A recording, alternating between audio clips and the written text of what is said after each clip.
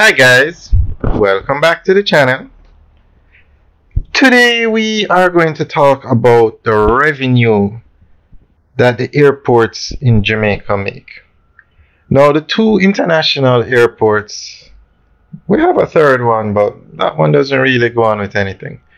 So the two main international airports, which is Norman Manley International Airport and Sangster International Airport, made 30 billion Jamaican dollars in revenue. Now this revenue is from the fees that the airlines pay when they come into Jamaica, and also non-airline or non-aeronautical fees, which is when they rent the facilities at the airport to like the food vendors, those kind of people. So that's the two basic revenues, two main revenues. The aeronautical revenue, that's what the planes pay when they come to use the airport, and the non-aeronautical revenue, which is from the services and facilities at the airport. Now, remember now, the government of Jamaica also makes money by the tax that they put on the ticket. That's not included in this figure. This is just what the airport concessionaires make. 30 billion. And the reason why they made so much is because there were almost 7 million passengers passing through these two airports. 6.96 million passengers, and these numbers are for 2023.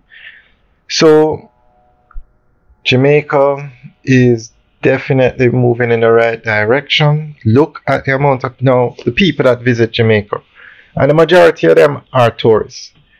Now just bear in mind, Jamaica has a population of 3 million, yet we have 7 million people passing through our airports.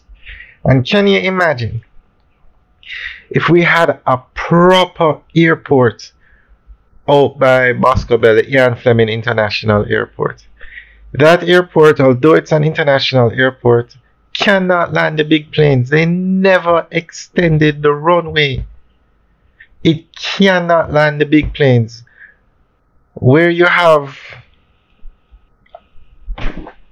it can. But can you imagine if it was a real, if the airport had a longer runway and could land the big planes, how many more visitors would come to Jamaica?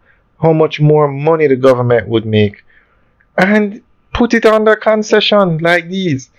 Now, I want to point out something, because when we make these videos, we always get the comments. The Jamaican government owns the two international airports.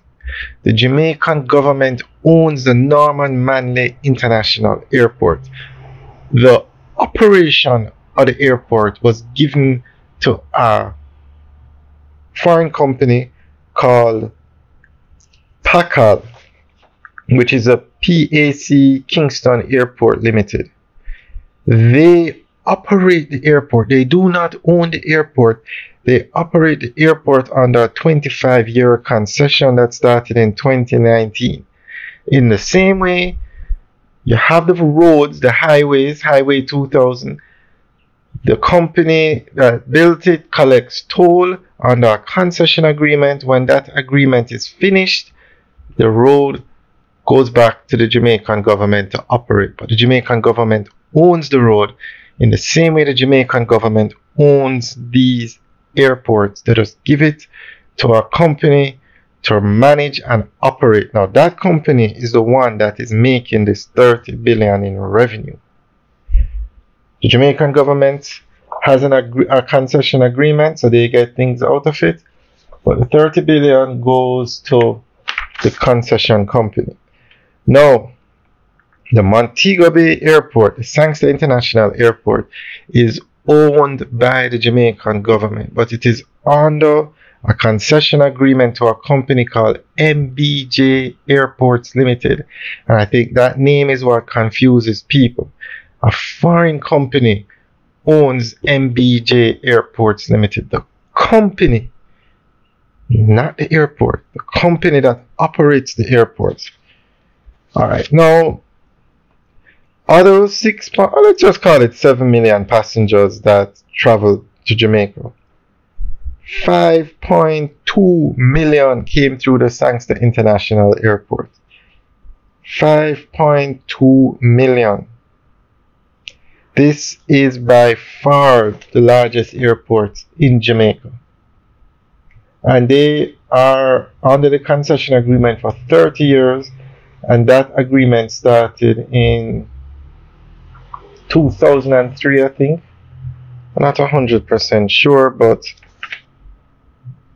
it's under concession. But that airport brings in the majority of the revenue for the airport. Okay, let's do it in US dollars. The two airports brought in US 200 million in revenue. And out of the 200 million, the Montego Bay Airport brought in US 158 million. 200 million is US. So almost 75% of the revenue made comes from the Montego Bay Airport. That is how important it is. And the Montego Bay Airport is the third busiest airport in the Caribbean. That one airport brought in 5.2 million passengers to a country that has 3 million people. That airport almost brought in twice as many people as you have living in Jamaica. Alright, so the aeronautical revenue now. This is from the airlines. The majority in Montego Bay came from American Airlines, and the majority of that revenue in Kingston came from JetBlue. The non-aeronautical revenue, which is the airport services and facilities. Now, these are companies that operate, say, the concession stands that you see at the airport. That revenue, the top revenue, came from Dumfries Jamaica Limited, Express Catering Limited, and VIP Attractions Limited. I think VIP Attractions Limited operates the clubs, the private lounges at the airport. Express Catering has the agreements for a lot of the stores that you see at the airport, like the food stores. And I'm not sure what Dumfries Jamaica Limited does, but I'm assuming it's probably the same thing. So guys, as the tourism market in Jamaica grows, these revenues will also increase. So Jamaica is in an excellent position for growth, and we really need another international airport somewhere on the north coast. I mean, 5.2 million passengers passing through the Sangster International Airport. Clear indication that another international airport is needed on the north coast. Somewhere close to Ocho Rios. It's needed. Alright guys, and when I say international airport, one that can land the big planes.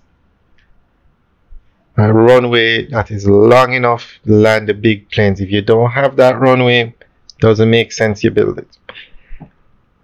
Alright guys, thanks for taking a tour with us today. Remember to like, share, and subscribe. Also, leave your comments in the section below. Let us know what you think. Have a good day.